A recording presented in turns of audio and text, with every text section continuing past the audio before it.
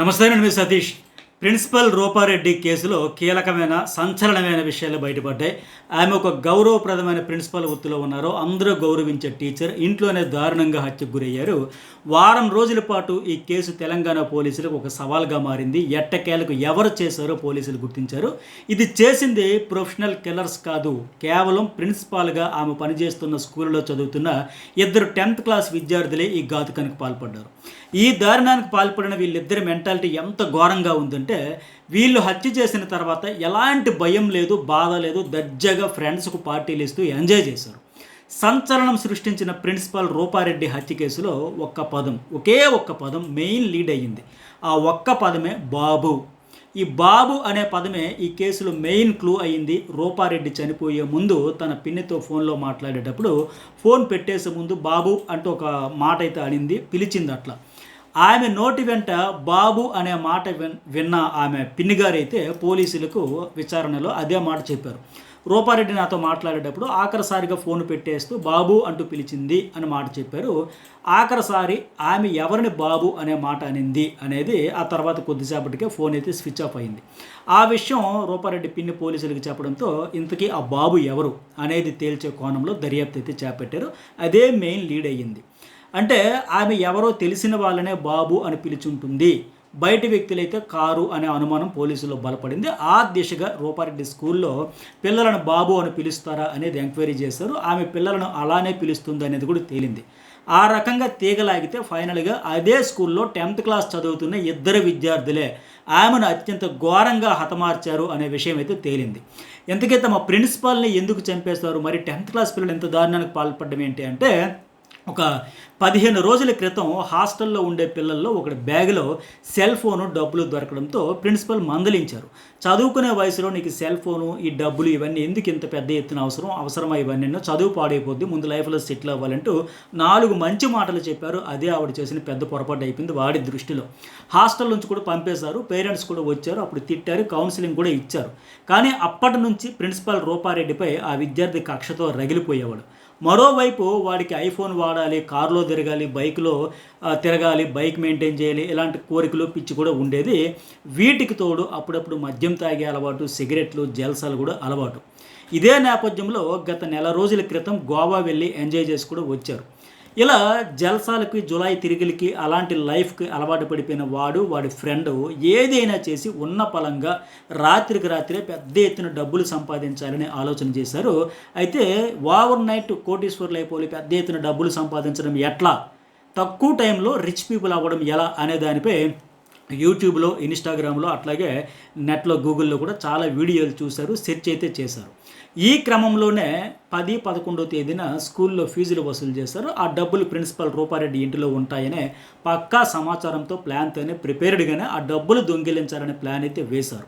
ఈ నల్గొండ జిల్లా కొండమల్లేపల్లి ఈ జేబీ కాలనీలో రూపారెడ్డి నివాసం ఉంటూ ఉన్నారు. స్కూల్కి దగ్గరలో స్థానిక నాగార్జున పబ్లిక్ స్కూల్లో ఆమె ప్రిన్సిపాల్గా పనిచేస్తూ ఉన్నారు. ఆమె భర్త రియల్ ఎస్టేట్ వ్యాపారం చేస్తూ ఉన్నారు. హైదరాబాద్ శివార్లో గుర్రంగూడలో కూడా వీళ్ళకి ఒక సొంత ఇల్లు ఉంది. ఆమె కొడుకు కూడా హైదరాబాద్లో ఇంజనీరింగ్ చదువుతూ ఉన్నాడు. సెలవుల్లో హైదరాబాద్కి వెళ్ళి కుమారుడితో పాటే వాళ్ళు గడుపుతూ ఉంటారు, తల్లి తండ్రి. ఈ ఆగస్టు 8, 9, 10 వరుసగా 3 రోజులు సెలవులు రావడంతో రూపారెడ్డి తన భర్తతో కలిసి హైదరాబాద్లోని కొడుకు వద్దకు వెళ్ళారు. తిరిగి ఆగస్టు 11న ఉదయం కొండమల్లేపల్లికి రూపారెడ్డి ఒక్కరే వచ్చారు. ఆగస్టు 11 సాయంత్రం 6:30 గంటలకు స్కూల్ నుంచి ఆమె నేరుగా ఆ కొండమల్లేపల్లిలో ఇంటికైతే చేరారు. భర్త రాజేంద్ర రెడ్డి పని ఉంది, నేను తర్వాత వస్తానని హైదరాబాద్లో ఉండిపోయారు. సరిగ్గా 6:45 టైంలో రూపారెడ్డి ఇంటిలోకి వెళ్ళారు. ఆ తర్వాత 15 నిమిషాలకు దుండగులిద్దరూ ఇంటి వెనుక గోడ దూకి లోపలికి ప్రవేశించారు. ఇంటిలో డబ్బులు దొంగిలించి ఆ తర్వాత ఆవిడని హతమార్చి పారిపోయారు. కేవలం వాళ్ళు వచ్చింది దొంగతనం కోసమే, కానీ ఎందుకు చంపేశారు, ఎందుకు ఫోన్ ఎత్తుకుపోయారు అనేది కూడా అసలు ఘోరంగా వాళ్ళ మైండ్ సెట్ ఉందని అర్థమవుతుంది. అయితే హతమార్చి వెళ్ళిపోయారు. ఆ రక్తపు మడుగులో 27 కత్తిపోట్లు పడవడంతో ఆమె అలాగే ప్రాణం కోల్పి అలాగే ఆ ఇంట్లో పడి ఉండిపోయారు. ఆ మరుసటి రోజు ఆగస్టు 12న భర్త ఫోన్ చేస్తే ఆమె ఫోన్ స్విచ్ ఆఫ్ రావడంతో పక్కింటి వాళ్ళకి ఫోన్ చేసి ఇంటికి వెళ్ళి కనుక్కోమన్నారు. అట్లాగే స్థానికులకి, ఆయనకి తెలిసిన ఒక ఎస్ఐ గారికి కూడా ఫోన్ చేసి, నా మిస్సెస్ ఫోన్ లిఫ్ట్ చేయట్లేదు, స్విచ్ ఆఫ్ వస్తుంది, ఒకసారి చూడండి సార్ అని చెబితే వాళ్ళంతా వెళ్ళి చూస్తే 27 కత్తిపోట్లతో ప్రాణాలు కోల్పోయి ఆమె ఇంట్లో పడి ఉంది. అయితే ఒక సీసీ కెమెరా ఫుటేజ్లో ఆ రూపారెడ్డి గారి ప్రిన్సిపల్ గారి ఇంటి ముందు వైపు సీసీ కెమెరాలు ఉన్నాయి, వెనుక పెరటి వైపు అయితే సీసీ కెమెరా లేదు. అయితే పోలీసులు దాదాపు ఆ చుట్టుపక్కల ఒక 70 కెమెరాలను జల్లెడ పెట్టారు, ఆ దూరంగా చుట్టుపక్కల ఆ ప్రాంతంలో ఉండేవన్నీ. అయితే ఒక సీసీ ఫుటేజ్లో రెడ్ కలర్ హుడీ వేసుకుని ఆ ఇంటి వెనక నుంచి వెళ్ళిపోతున్న ఒక వ్యక్తిని అయితే గమనించారు. అతడి వయసు 15 నుంచి ఒక 23-25 ఏళ్ళ మధ్యలోనే ఉండొచ్చని కూడా అది స్పష్టంగా లేకపోయినా గమనించారు. ఆ దిశగా విచారణ కూడా మొదలుపెట్టారు. ఈ 70 కెమెరాల్లో ఇంకా ఎక్కడైనా ఆ రెడ్ కలర్ హుడీ వేసుకున్న వ్యక్తి ఏ వైపు నుంచి వచ్చాడు, ఏ వైపు నుంచి వెళ్ళాడు అనేది కూడా ఆ సీసీ కెమెరా ఫుటేజ్లో ఎక్కడైనా ఇంకా చిక్కాడా విజువల్స్ అంటూ కూడా దర్యాప్తు అయితే చేపట్టారు. అదే టైంలో ఆఖరిసారి రూపారెడ్డి పిన్నితో మాట్లాడేటప్పుడు లాస్ట్లో బాబు అనే పదం మాట్లాడింది అని చెప్పడంతో కొత్త కోణంలో కూడా దర్యాప్తు అయితే మొదలుపెట్టారు. అంతవరకు భర్తకున్న రియల్ ఎస్టేట్ వ్యాపారాలు కావచ్చు, లేదా స్కూల్లో ఎవరైనా స్టాఫ్తో ఏమైనా విభేదాలు ఉన్నాయా, లేకపోతే ఇంకేమైనా గొడవలు ఉన్నాయా, ఇలా ఇలా రకరకాల కోణాల్లో ఎవరైనా దోపిడీ దొంగలు లేదా వ్యసనాలకి లేదా బెట్టింగ్ రకరకాల యాప్లకి వాటికి వీటికి బానిసలు అయిపోయిన వాళ్ళు ఏమైనా అఘాయిత్యానికి పాల్పడరు, ఈ కోణంలో ఆలోచించిన వాళ్ళు బాబు అంటే స్కూల్లో పిల్లల కోసం కోణంలో కూడా ఆలోచిస్తూ ఆ దిశగా దర్యాప్తు అయితే మొదలుపెట్టారు. స్కూల్ సెలవులు అయిపోయిన తర్వాత రీఓపెన్ అయిన తర్వాత స్కూలుకు రాకుండా ఆబ్సెంట్ అయిన విద్యార్థుల గురించి ఆరాధిస్తే 5 10th క్లాస్ పిల్లలు ఉన్నారని తేలింది. ఆ 5లో 2 10th క్లాస్ పిల్లలు స్కూలుకి రాకుండా 3 రోజులుగా డబ్బులు బాగా ఖర్చు పెడుతూ గాలి తిరుగులు తిరుగుతూ ఫ్రెండ్స్కు పార్టీలు ఇస్తూ తిరగడం పోలీసుల దృష్టికి వచ్చింది. వాళ్ళు నిఘా పెట్టి మఫ్టీలో పెట్టి అబ్జర్వేషన్ చేస్తే ఒక ఇద్దరైతే జులాయిగా తిరుగుతా ఎంజాయ్ చేస్తా పార్టీలు హడావిడి చేస్తున్నారని తేలింది. దీంతో వాళ్ళను అదుపులోకి తీసుకుని విచారించారు. ఆ టైంలో వాళ్ళ దగ్గర 1,54,000 రూపాయల డబ్బులు, ఒక ఐఫోన్ ఉన్నాయని గుర్తించారు. అవి ఎక్కడో మీకంటే మా పేరెంట్స్ ఇచ్చారని చెప్పారు. కానీ ఆ హైలైట్ ట్విస్ట్ ఏంటంటే ఆ డబ్బు నోట్ల మీద రక్తపు మరకలు కూడా ఉన్నాయి. వాటిని ల్యాబ్కు పంపడంతో అవి మనుషుల రక్తం అని తేలింది. అట్లాగే వాళ్ళని ఇంకా సోదాలు చేసేటప్పుడు 60,000 రూపాయలతో మరో ఐఫోన్ కూడా నిందితులు ఎదురు కొన్నారు. ఈ 2 ఐఫోన్స్ ఆ రక్తపు మరకలు ఉన్న 1,54,000 రూపాయలు పోలీసులు అయితే రికవరీ చేశారు. అయితే ఆ ప్రిన్సిపల్ గారిని హత్య చేయడానికి 5-6 రోజుల ముందు నుంచి ఆమె ఇంటి చుట్టూ వీళ్ళిద్దరూ రెక్కి నిర్వహించారు. రూపారెడ్డి ఇంటి ముందు వైపు సీసీ కెమెరాలు ఉన్నాయి, బ్యాక్ సైడ్ లేవు. దీంతో పాటు ఆ చుట్టుపక్కల ఎక్కడెక్కడ సీసీ కెమెరాలు ఉన్నాయి, వాటిలో పడకుండా మనం ఎట్లా తప్పించుకోవాలి, ఎంత జాగ్రత్తగా వెళ్ళాలి, ఏ వైపు నుంచి వెళ్ళాలి, ఏ వైపు నుంచి తిరిగి ఎస్కేప్ అయిపోవాలి, అంత పకడ్బందీగా రెక్కి నిర్వహించి ప్లాన్ వేశారు. అందులో భాగంగానే ఆమె ఇంటి పెరట వైపు సీసీ కెమెరాలు లేవు కనుక ఎక్కడో దూరంగా ఒకటి ఉంది కనుక ఆ పక్క నుంచే వెళ్దామంటూ వాళ్ళు ప్లాన్గా వెళ్ళారు. అది కూడా ఏ టైంలో రూపారెడ్డి ఇంటిలో ఒక్కరే ఉంటారు అని కూడా ప్లాన్ వేశారు. అట్లాగే అవుట్స్కట్స్లో ఇద్దరూ కలిసి ఆమె ఇంటిలో డబ్బు దొంగలించారని ప్లాన్ వేశారు. వీళ్ళు ఆమె ఇంటికి వెళ్ళింది డబ్బులు దొంగతనం కోసమే. గోడ దూకి డబ్బులు తీసుకుని వెళ్తుండగా రూపారెడ్డి గుర్తుపట్టడంతో భయపడ్డారు. ఆ మాస్క్ ఊడిపోవడంతో అమ్మో ఇప్పుడు పోలీసులకి చెప్పేస్తుంది, ఇప్పటికే మనకు ఆల్రెడీ క్లాస్ స్పీకరు హాస్టల్ నుంచి పంపేశారు, మళ్ళీ మనం దొరికిపోతామని వెంటనే ఆమెను చంపేస్తేనే మనం తప్పించుకోగలం, ఎవరు చంపారని తెలియదంటూ ఆవిడ వెంటనే కత్తితో 27 సార్లు అత్యంత దారుణంగా పొడి చేశారు. అంటే వాళ్ళ ఇంటెన్షన్ ఒకటే, ఆమె ఎట్టి పరిస్థితుల్లో కూడా బతికి బట్ట కొట్టకూడదు, బతికిందంటే మన గురించి చెప్పేస్తుందన్న ఉద్దేశంతో పొడి చేశారు. ఇక్కడ ఇంకో దారుణం ఏంటంటే ఆమె కొస ప్రాణంతో బతికిపోయి ఎవరికైనా ఫోన్ చేసి విషయం చెప్పేస్తుందేమోనని ఆమెకు ఫోన్ అందుబాటులో లేకుండా చేయాలనే ఆమె ఫోన్ కూడా ఎత్తుకుపోయారు.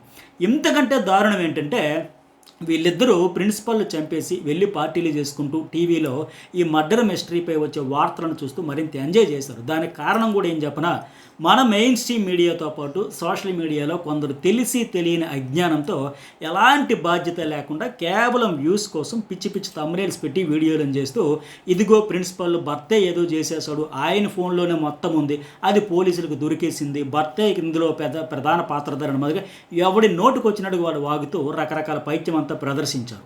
పోలీసులు అతనే అదుపులోకి తీసుకున్నారు, హంతకుడు దొరికేశాడంటూ మసాలా వండి మరీ వంట వండి వడ్డించేశారు. ఆ వార్తలు చూస్తూ ఈ పులిహోరగాళ్ళు ఉన్నంతసేపు మనకి ఏ డోకా లేదన్నట్లుగా మరింత ఎంజాయ్ చేశారు వీళ్ళు. అసలు క్రైమ్ వార్తల విషయంలో ఎలాంటి అధికారిక ధృవీకరణ లేకుండా ఇతనే నిందితుడు, ఇతనే చేసేసాడంటూ అసలు నింద మోపకూడదు. చట్ట ప్రకారం ఇది అత్యంత తీవ్రమైన నేరం. అందుకే అసలు ఈ కేసులో ఏం జరిగిందో, వాస్తవాలేంటో, ఎందుకు ఏంటి ఎట్లా చేశారు, ఈ దారుణానికి వీళ్ళు పాల్పడ్డారో స్పష్టంగా మీకు ఈ వీడియోలో నేను చెబుతా.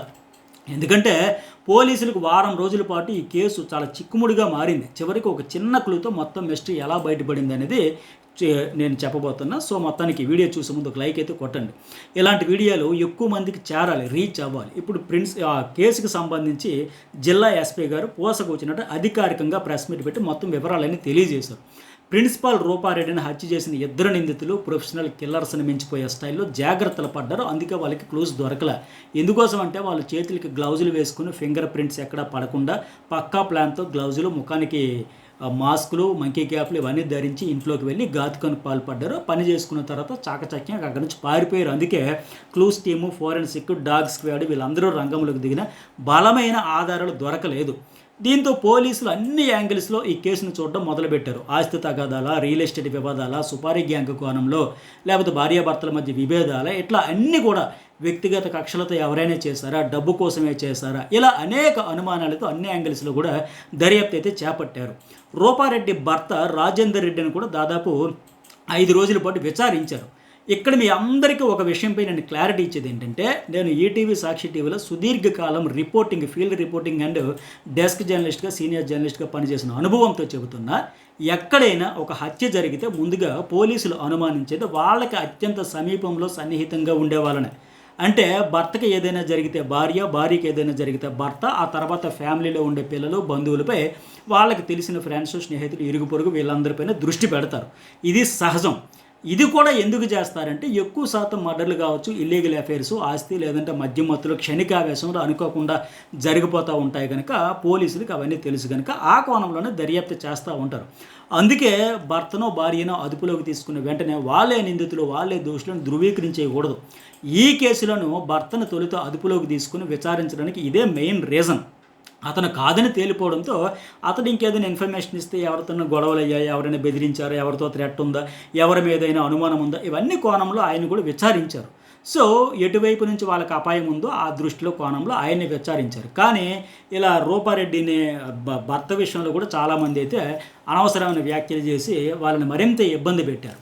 ఈ నేపథ్యంలోనే ఆమె పనిచేసిన స్కూల్ సిబ్బంది, చుట్టుపక్కల ఉండేవాళ్ళు, పాత శత్రుత్వాలు ఉన్న వాళ్ళందరినీ కలిపి దాదాపు 80 మందిని తీసుకొచ్చి పోలీసులు విచారించారు. ఫైనల్గా ఆ క్లూ ద్వారా మిగతా ఆధారాలను సేకరించి 2 10th క్లాస్ విద్యార్థులే ఆమెను అత్యంత దారుణంగా హతమార్చారని తేలింది.